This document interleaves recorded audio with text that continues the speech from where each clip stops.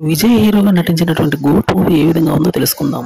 అసలు ఈ movie casting చూసుకుంటే విజయ్, స్నేహ, మీనాక్షి చౌదరి, ప్రశాంత్, ప్రభుదేవ, మోహన్ మరియు ప్రేమ్జీ. ఈ మూవీ యొక్క డైరెక్టర్ వెంకట్ ప్రభు, మ్యూజిక్ యువన్ శంకర్ రాజా, సినిమాటోగ్రఫీ సిద్ధార్థ మణి.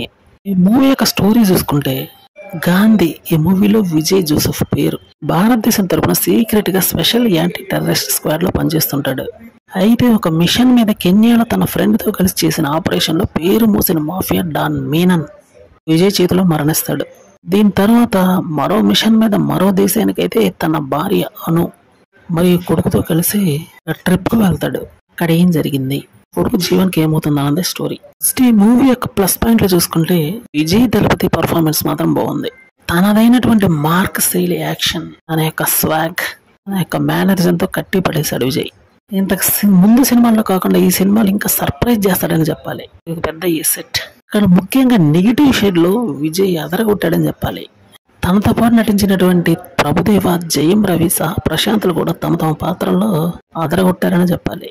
స్నేహ రోల్ లో కూడా బాగా రీసెంట్ గా నటించింది. ఈ మూవీలో అక్కడక్కడ హై మూమెంట్స్ అయితే బాగానే ఉన్నాయి. ఫస్ట్ హాఫ్ మొత్తం జనరల్ గానే కొనసాగుతుంది. విజయ్ యొక్క ఫ్యాన్స్ మాత్రం మూవీని ఎంజాయ్ చేస్తారు. ఇక సెకండ్ హాఫ్ చూసుకుంటే స్టోరీ అయితే బాగా లాగ్ అయిందన్న ఫీలింగ్ వస్తుంది. ఇక్కడి నుంచి అయితే కొంచెం ప్లాట్ గా వెళ్ళినటువంటి ఫీలింగ్ వస్తుంది. ఈ మూవీలో మైనస్ పాయింట్స్ ఏంటంటే అటు విజయ్ కానీ ఇటు వెంకట్ ప్రభు కానీ వీక్ వర్క్ ఏదైనా ఉందంటే అది ఈ సినిమాలో అని చెప్పాలి. సినిమా యొక్క నిడివి 3 గంటలు ఉంది. అంత ఓపిక అయితే ఇప్పుడు జనాలకి ఉండదన్న విషయం నాకు తెలియదు కాదు. సో అది పెద్ద మైనస్ పాయింట్. ఫస్ట్ హాఫ్ అంతా ఏదో సాగిపోతుంది కానీ ఇంట్రెస్ట్ కలిగించదు, అంటే ఎంగేజ్ అవ్వదు. అదే ఇక్కడ మైనస్ పాయింట్. ఈ సినిమా చూస్తున్నంత సేపు మిగతా సినిమాల యొక్క రెఫరెన్స్లు కొన్ని కనిపిస్తుంటాయి, అదొక మైనస్. హాలీవుడ్ మూవీ అయినటువంటి జెమినీ మ్యాన్ అన్నటువంటి మూవీ క్లైమాక్స్ తర్వాత మనకు గుర్తుకొచ్చింది. డిసప్పాయింట్మెంట్. ఈ సినిమాతో ఆ సినిమాకి కొన్ని లీకులు ఉన్నాయని ముందుగానే హెచ్చరించడం కూడా పట్టించుకోలేదు డైరెక్టర్.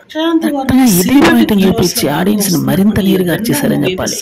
ఆ జెమినీ మ్యాన్ చూడడం వాళ్ళకి ఇది కొత్తగా అనిపించే అవకాశం ఉంది కొంచెం, అంతేగాని ఎక్కడ ఎగ్జైటింగ్ అనిపించదు. మూవీలో హై మూమెంట్స్ వచ్చే సీన్స్ ఏమీ లేవు, గా వెళ్ళిపోయింది. ఒక లాజిక్ లేకుండా చిరాకు తెప్పించే మూవీ అని చెప్పడంలో డౌట్ లేదు.